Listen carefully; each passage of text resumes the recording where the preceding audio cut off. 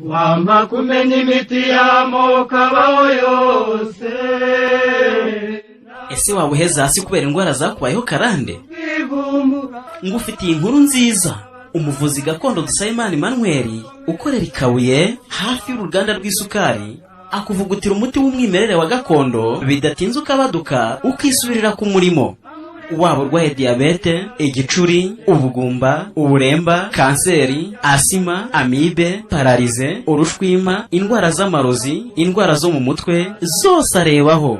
agufitiye umuti w'umwimerere wo gutera akabariro ku bagabo, umuti w'amavangingo ku badamu, umuti ku bashaka kureka itabi n'inzoga ndetse n'izindi ndwara nyinshi. uyu muvuzi akorera mu mujyi wa Kigali, akarere ka Gasabo, umurenge wa Jabana, akagari ka Kabuye, umudugudu w'Amasangano.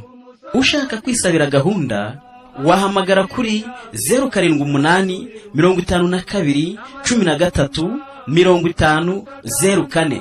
ushobora kandi guhamagara kuri 073 52 11 96 9. wahamagara kandi no kuri 072 50 95 11 0. humura ntiwihebe. hano ya filimi yari itegerejwe n'abantu benshi yasohotse. iyi sizoni yitwa Lucky Fire Fight Season.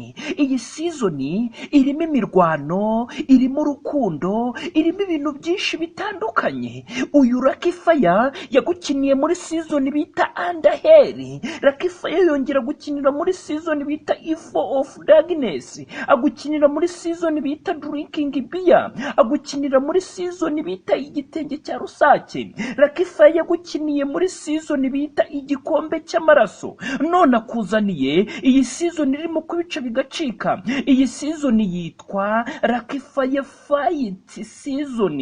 iyi season yishake iri kuri YouTube.